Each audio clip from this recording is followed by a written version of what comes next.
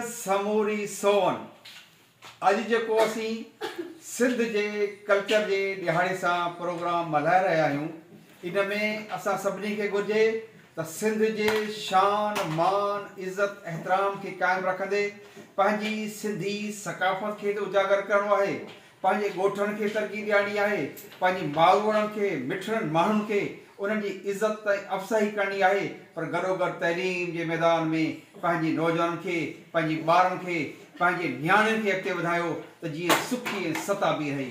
गॾोगॾु सिंध जूं जेके वाहण वसंदियूं आहिनि उन्हनि में अहिड़ा प्रोग्राम मच कचहरियूं करे सुघड़ कचहरियूं करे उहे जेके ॻोठनि में कंहिं ज़माने में ई ॾाढे फतेह खान जहिड़ियूं कचहरियूं थींदियूं हुयूं उन्हनि कचहरियुनि खे आबाद कयो। उहे किसा गोई, उहे बयान, उहे शयूं, उहे पटका, उहे पहिराण, ये सभु शयूं तंहिं करे उनखे अपनाईंदव त पंहिंजी सिंध समूरी सोन आहे। पर सिंध खे तरक़ी ॾियारियो, सिंध जा हुक्मरान हो सिंध जे लाइ सोचो, सिंध जा ॿारो ॿुढो नौजवान हो सिंध लाइ सोचो ऐं सिंध खे तरक़ी करायो।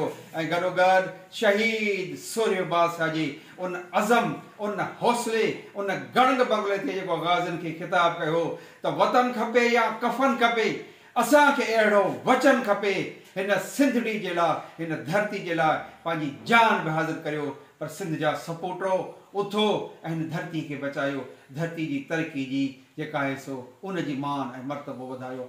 अल्लाह करे ख़ुशियाबाद हो, सिंध सदाईं आबाद ऐं शाद रहे। भेज पागारा।